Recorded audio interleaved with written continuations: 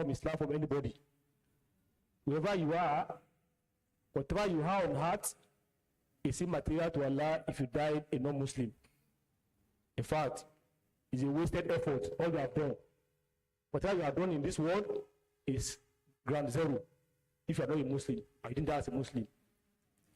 The other verse, according to the Prophet, which normally start is khutbah with, is Allah says, "Oh, you believe, you should be truthful, say what is just, and always be in the company of those that are truthful."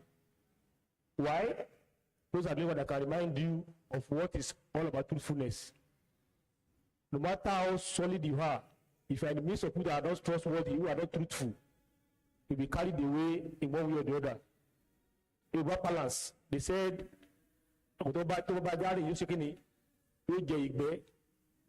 a time will come when the sheep will have no other food to eat, except what the dog is eating, and he will follow in eating the shit at the end of the day. And now address us all together. Yeah, you are lost. That all of us are human beings. Whether you are a Christian, a Jew, a Muslim, whatever you are, Allah says we are from the same father and the same mother. But you fear him. Allah created us from a single soul, our father and our mother. And from two of them, Allah created us in multitudes, both male and female.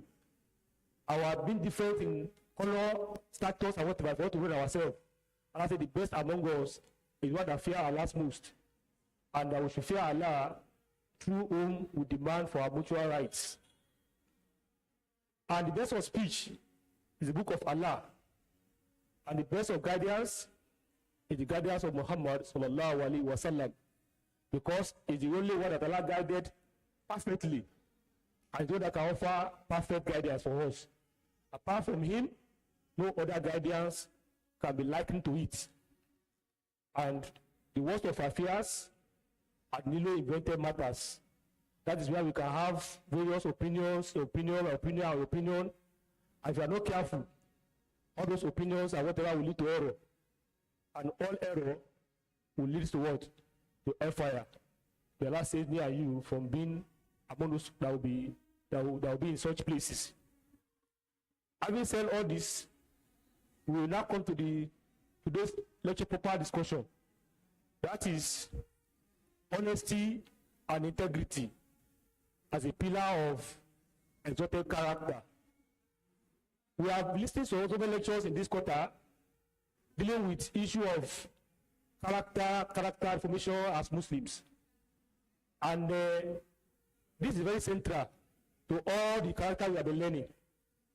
What do I mean? If you miss this particular one, you won't appreciate any of the other one we have been told. How do I mean? When you are honest, according to the title of the lecture, you are going to be honest with your God first, with Allah, by proclaiming La ilaha illallah Muhammad Rasulullah. You are affirming that in all truthfulness, in all honesty, my God is what? Is Allah, and is one. No other truth can be as much as that on the soul of the heart. And that Muhammad is what? It is opposed to. You are confirming, you are affirming that. That is the first aspect of truth that we must all take note. So if you get this right, definitely all the other characters we have been told, you will get it right. If you miss this one, you are going to miss all that we have been told. Like some of the foundation, whose foundation is good, but he has a big booty. You have put on the wrong foundation. What will happen? The house will not collapse, or it will not stand the test of time.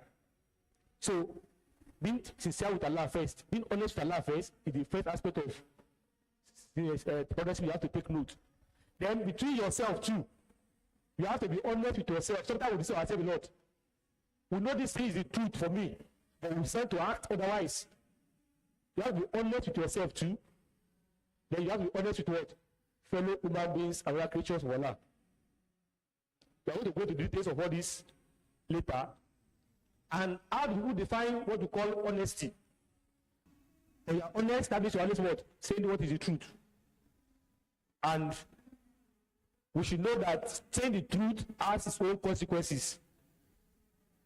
That's the fact of life. If you are a truthful person, an honest person, don't expect that you'll be saying the truth and to just go peacefully. No, there are consequences for saying the truth. You want to make a Muslim survive. The fact that you know no matter the consequences of your telling the truth, the consequences is below the reward Allah has provided for us. So that means you won't doubt the consequence. Then you always say the truth. So when we are young in the villages, we have some Baba that we know that in our villages, Papa doesn't play with when it comes to telling the truth when we are growing up. And people know them for who they are, whether they are